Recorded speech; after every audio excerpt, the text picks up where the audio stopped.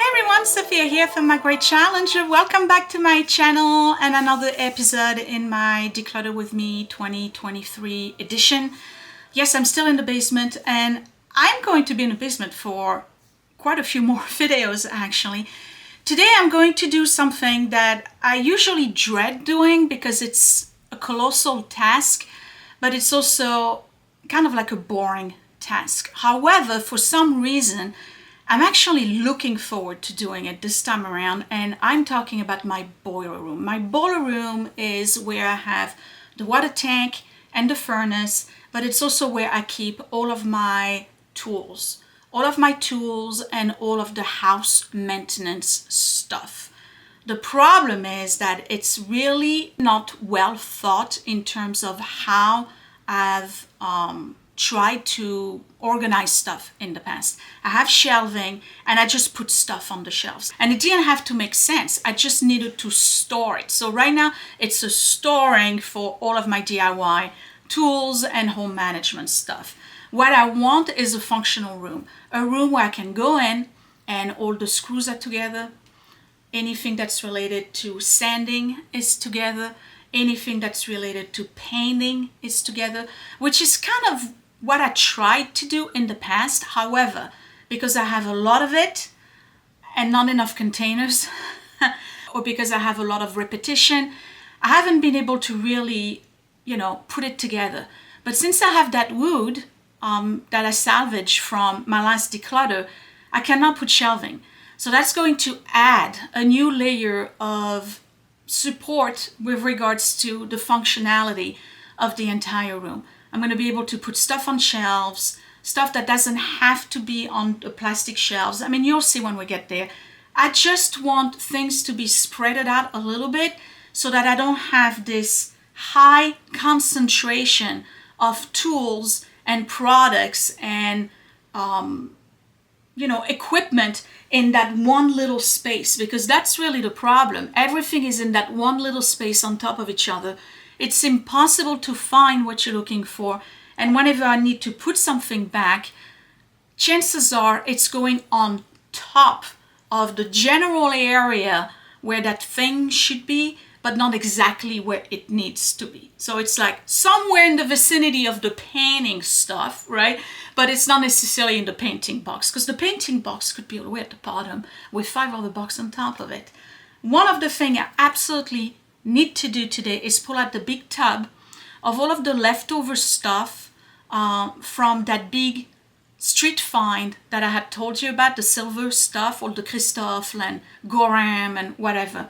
I promised myself this month that I was going to sell the sterling silver handles for their weight. I need to pull them out, see what else is in there, and maybe I'm going to be able to put some stuff for sale today. Just an update, the Facebook Marketplace is doing really good.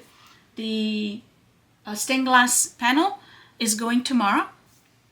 Some guy is coming in to buy it. The 3 baskets are going in this afternoon. I have a lady who's taking them. And what else? Yeah, so the baseball cards sold, you know that. The can box with the cans, with the trench coat, that's sold. Dr. Kildare is gone. And I sold a bunch of other stuff that was on the Facebook Marketplace. So I did pretty good this week with selling my stuff. And, we can debate forever as to whether you sell or you donate. There's things that I will donate and there's things that I will sell. What I'm selling is generally stuff that I found on the street that I know is valuable. Or collectible. What I usually donate is stuff that I purchased, or stuff that we've had for a while. I don't want it to sit around as I'm waiting for it to sell, so I will donate. And trust me when I tell you there's donations happening, okay? I don't want you to think that I'm only selling. I either have the veterans coming in. Matter of fact, just this week, for instance, I decluttered Willie's room. Last week I did Edward's, and this week I did William's. William had 2 50-gallon bags of clothes that went for donation from age 8 to 1416. So that's a lot. That's a variety of clothes.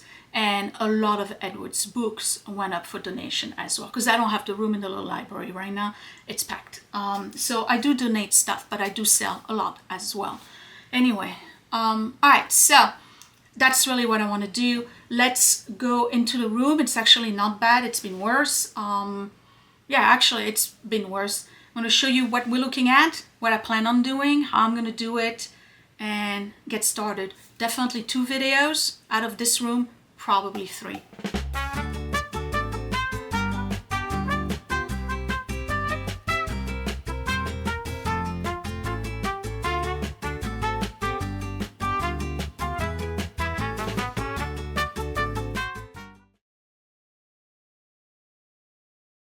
Okay, so here goes. This is the boiler room, and like I mentioned, it's not that bad because the only thing that's on the floor for once is just the vacuum, which is supposed to be this heater, and then my miter saw, and then here's all the wood that I'm going to use. So when you come in, this is basically what it looks like. There's the let me pull out a little bit so you can see better. Okay, so I have this nonsense here.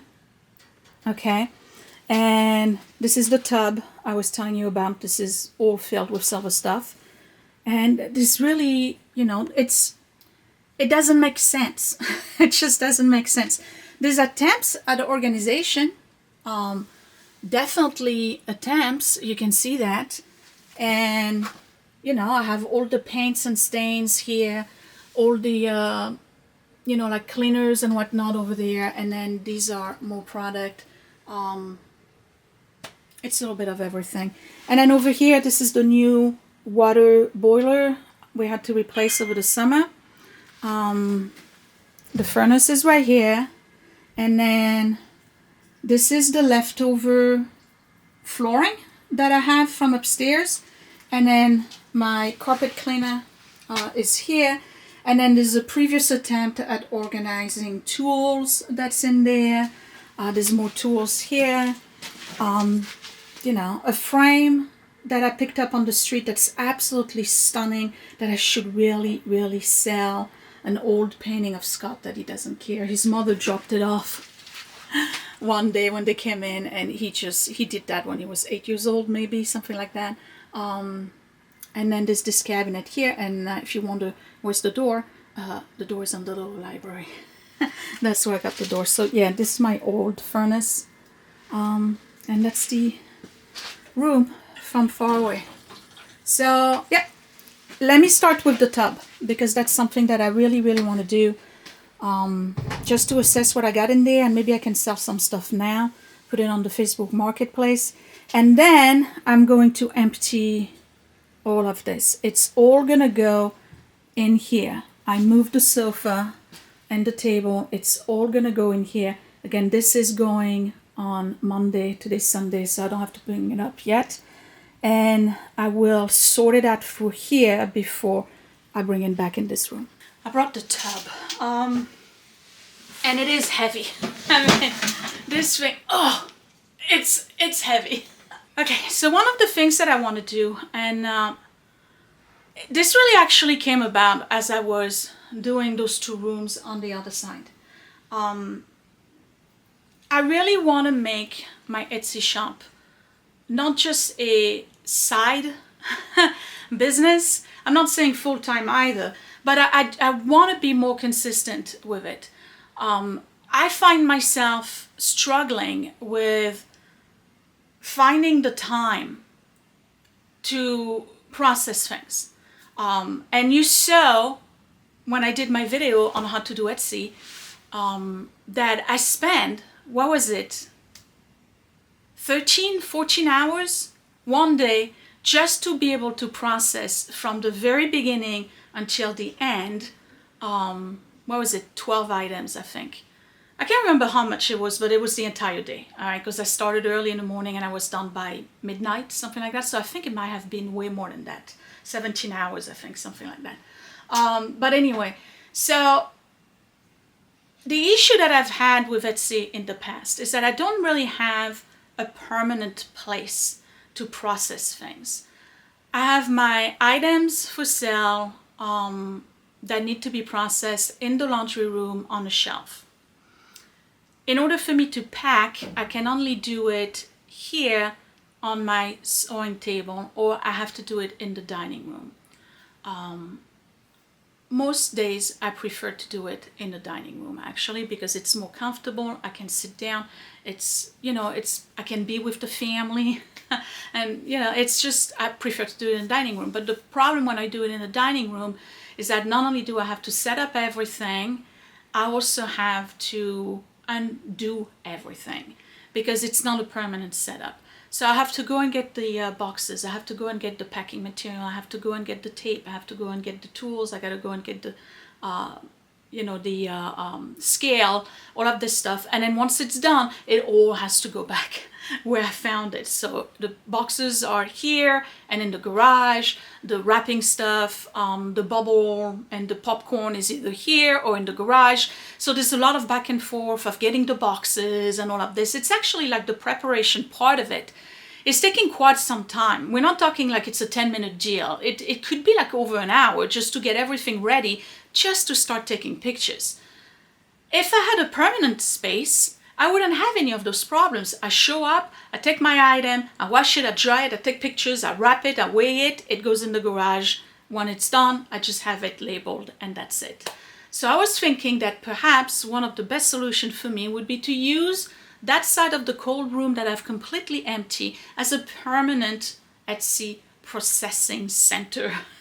And by that, I mean all of the items that are for sale, all of the boxes, my packing material, a table, shelving obviously, better lighting, and one of those cubes. They're actually not expensive. I can get one for under $100. Those photography cubes, they are reflective material where the light comes from the top and you can take pictures of your item and it's just perfect. Because, lighting is important when you're trying to feature an item. So that's going to be a project coming up this year, definitely this year, where I want this entire room to be an Etsy processing center, because what it means is that when I have a little bit of spare time in the evening, I can just come down, take an item or two items, process them, put them on the computer. I have the Wi-Fi in here. Actually, the whole thing for Verizon is right in that room. So it's great internet access in here. And that's it. I don't have to undo anything. I don't have to set up anything. It's done. So that's probably going to work better for me. But I would have to finish the room. So I need better lighting. I need to finish the walls, put sheetrock on them, paint the whole thing, put some kind of flooring. I'm thinking about those big squares or big padding, because I don't really want to do a flooring just for that area. So I can do something that's just temporary. All right, so let's dive into that tub and see what I got in here. And there may be some stuff that I can sell right now on Facebook, and then decide what I'm going to put on Etsy. But most importantly, I need to get those sterling handles. Okay, welcome to the tub. So whatever else I had in here, you've seen before. It's that large tray that I have in my living room. All of the Christophe trays and the long trays and the big fish tray and all of the flatware service for 12 that's in the dining room. That's what I'm keeping for myself. That was in this tub. Everything else that's here is what I plan on processing. So there was this thing here, which is kind of interesting. It's by Andrea Basedek. I think it's from the 80s. It's a tray, but it's not plastic. I don't know what it's made of. It looks like it's some kind of fiber glass, something like that. Anyways, that's probably gonna go on Etsy. Okay.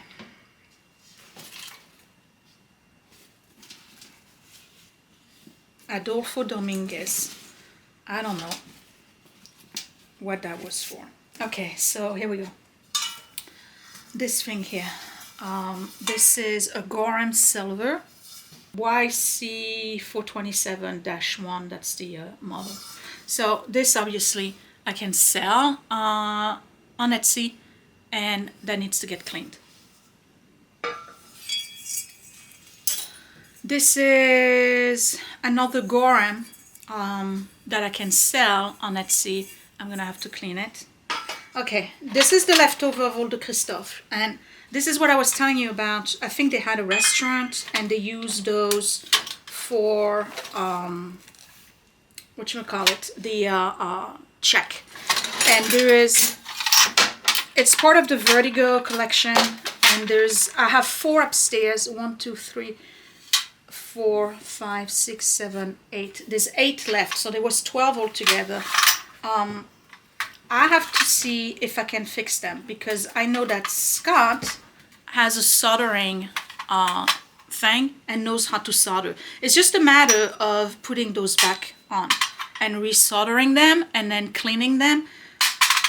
Retail price, brand new, those are over $400 each. So I can definitely try to fix them and see if I can sell them for like maybe $50 each. I have 8, it's quite a lot. So, but that's not for now.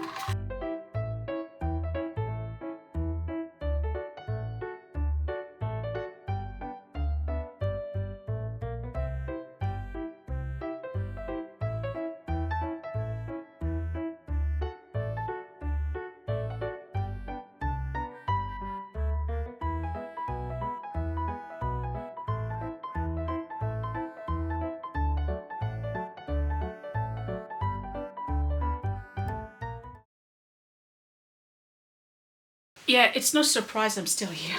I had to look up the sterling handles.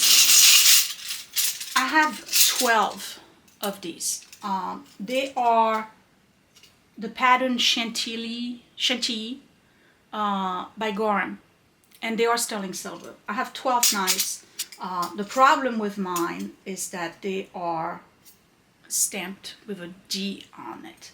So now I'm going to agonize as to whether I'm selling them just for the weight of the silver, or if I'm going to try to sell them with the G. I would have to find somebody who wants them and also wants, I can't figure out if it's a D or a C. I think it's a C. Anyway, so I have 12 knives, and then I have all of these handles. So I'm going to weigh these. I'm going to put them on my scale and see how much of the silver alone I have. You know, I'm supposed to declutter, but here I am playing around. Okay, let's do the tar. Okay. 8.8 ounces, so let's find out. I'm just doing this just in case you have some silver you want to sell. Okay, an ounce of silver as of today is $22.62. So let's say it's just 20, because he's going to take his fee. That's what it is. So I have 8.8 times 20. So that alone is $176 after the fee worth of silver. Totally going to my shop and getting it sold. These is probably gonna be about the same. So I could actually remove this and sell the handles only. So if it's the same thing, if it's 8 ounces and 0.8, which I think it's a little bit more, I would end up having about $352 worth of stuff right there. I'm going to sell them. Because if I put them on Etsy, again, I need to have somebody who's willing to buy them with the C engraved on it. So that's what I'm going to do. I'm going to go to my guy and I'm going to sell the sterling. I'm going to try to go this week. Let's actually go empty this room now that I've played long enough.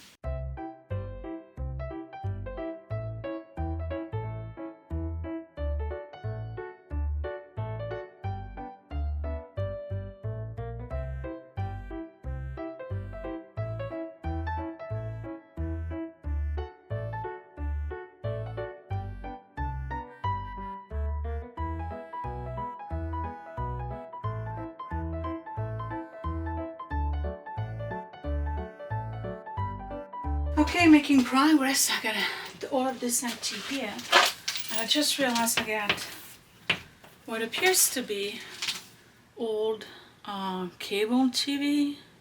Is it? Old TV stuff.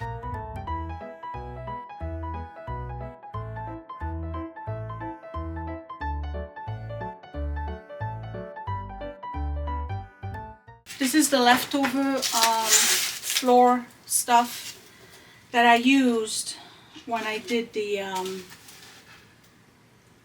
entryway. You remember when I put the vinyl? Obviously I'm not going to throw that away.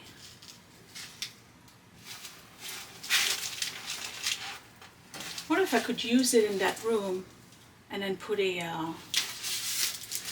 you know, like a rug over it? I already have a rug, but it's not the full size, because that could insulate from the cold too. Okay. Alright, my issue here is I'm a little disappointed. I thought that this was wider, and it's not.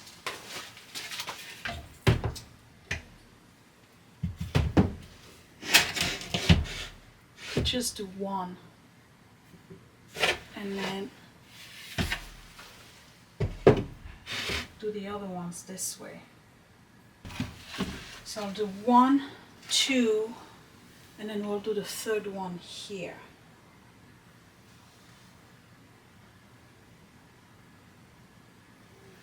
And the other ones are as tall. Alright, well, it is what it is. It won't fit. I have the other side anyway. Okay.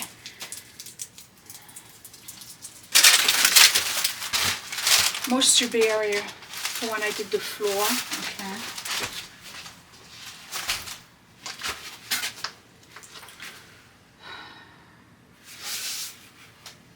Yoga mat.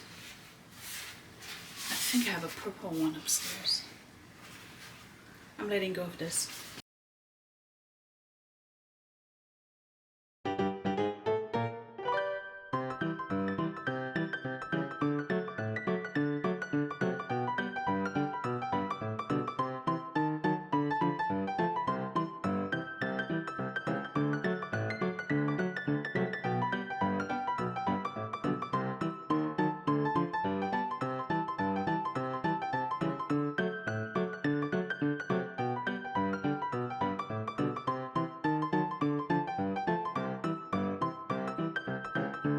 Okay, making progress. I got all of this emptied out, but it's over here now. And now I got to empty this one.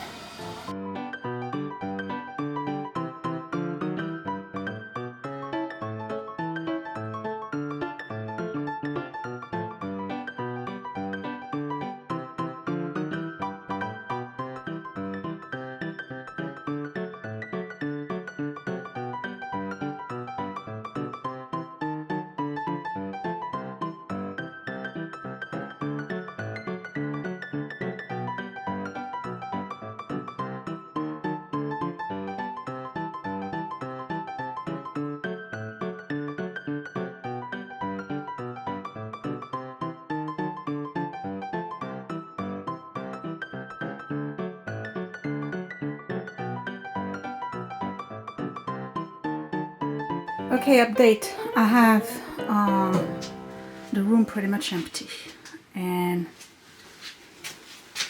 I removed all the tools that were over there. I still have some at the bottom here, but I gotta tell you, I really like the idea of being able to open the door fully. That's really nice, and that hasn't happened in quite some time. So the whole idea of putting shelves over there, I don't know if that's gonna work out. However, if I have a full access, I could definitely continue to put all the tools there for easy access. So I think I might end up doing that. And then not use the shelves at all. But that would mean that I would have to really pare down on the amount of stuff I bring back in here. Remember, I have those 2 extra shelves, this one and the one over there. And I really like the idea of putting all of the big vacuum, like the big white one here, and then this one, leave it here because they are easy access. The other ones, the handheld cordless vacuum, those they go upstairs anyway, so it doesn't really matter. But I like the idea of being able to walk in, grab the vacuum, and have a place for it to bring it back. So I have to do some thinking as to how I'm gonna reorganize this. But again, I really like the idea of having this fully open. I think I'm gonna just go back to putting the tools over there. It's a lot, isn't it? That's okay. I'm actually enjoying it because I like tools. This doesn't bother me. But I really have to think about how I'm gonna put the stuff back in. That means I gotta be ruthless, like with this stuff. You know, I'm probably gonna have to let go of quite a lot. And then this is huge. This I can't really. Where am I gonna put it? I gotta see if it fits at the bottom there. The last time I worked in here, I couldn't find the shims, even though they were in the room. I just couldn't find the shims. So I had to do a whole contraption where the whole shelf was being held by bungee cords. Okay, I found the shims. So I'm going to finally be able to secure this to the floor, or at least raise it, where I don't have to have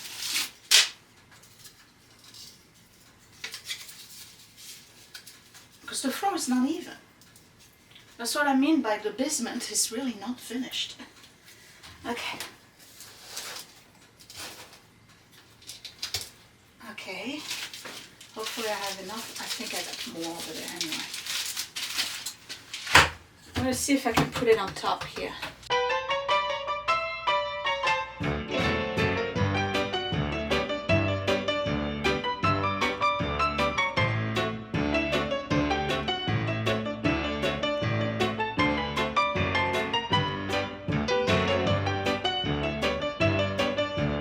Okay, so I know it's not going to make a lot of sense, at least for now. But I put this one right when you come in. I'm thinking easy access for certain things, like stuff I know we're going to use. I have an empty space right here. I can put the vacuums there.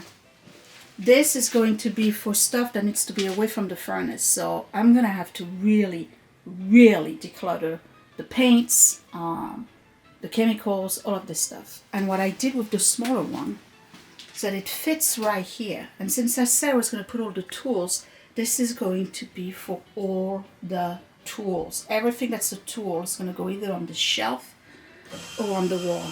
So this shelf here, I'm going to use for all the supplies. The paint stuff, you know, like paint rollers, shims, all of this stuff, the sanding paper, it's all going to go in here. And then over there, I'm going to keep products. I got to go through it one by one. I'm going to decide what I'm keeping and how I'm reorganizing it. But I think this might be doing it. I just got to remove as much as I can. Let's say I remove 30%. That should be better. This thing here is taking a huge amount of space. I mean, basically the entire top shelf. It doesn't fit here at the bottom. The only other place where I could put it is in the corner over there. And I may end up doing that. You're probably tired of me shuffling stuff, right? Listen, I'm trying to find the organization that makes the most sense for what I need and how we use the stuff, and be able to put it back rather fast. That's really what it comes down to. Okay, I think I'm going to stop here for this. You'll have to come back in part 2 to see how I am putting all of this back together in a way that makes sense and that's easy to access. I'm sorry for all the noise. I need to wash my hands before video number 2. I mean, we are in the guts, right, of my house, so you're gonna hear a lot of that stuff. Some of you are probably wondering, why am I not putting it in the garage? Okay, I don't want tools in the garage. I brought the tools back from the garage and brought them all here so that I have access to them. And it's not that we're lazy and we don't want to cross the yard and go into the garage. The problem is if I had to have them in the garage, I would have to whole setup for them, and then they never get back, or they get back but not where they belong. So I wanted to have all the tools consolidated, which for a reasonable person is okay. The problem with me is that I have multiple. Okay, why do I have multiples? Because you're probably wondering, you haven't seen them yet, but I think I have 6 levels. Okay, a lot of them were given to me, a lot of them were found, and a lot of them were ours. So I had one, Scott had one, his parents probably gave us one, we got the ones from grandpa, we got the ones from friends, and I probably found one from the street. So that's why I got 6 levels. Do I need 6 levels? No. But if I had a spot for the level and it stayed there and went back there, then 1 is enough. Well, you need 2. You need a long one and a small one. You know, like a long one and a little one. So yeah. Okay, so what I wanted to do today is just that. I wanted to empty out the whole room and set it up. In the next video, I'm going to bring the stuff back in, and this is where I'm going to declutter a lot, and I mean a lot. And not all of it I'm going to be able to put out yet, because there's chemicals and I have to wait for my town's chemical dump or pick up, whatever they are. There's like a specific time of the year, twice a year I think, where you can get rid of chemicals. So what I'll do is that I'll put it in the garage until that day. I have to keep track of it, put it in my planner. But yeah, I have to make it functional. I have to make it where we can easily put things back where they belong. That's really what it comes down to. And if we can do that, then this room more than likely will stay organized. My life is nothing but good intentions. Okay, I'll see you guys later. I'm going to start filming. I'm going to take a break and start filming video number 2, which is the next one. I'll see you later. Like, subscribe, share. I mean, I don't know what you're going to comment on. Because I really didn't do anything. I emptied it and that's it. I don't know. I'll see you in the next video. Thanks for watching, guys. Bye!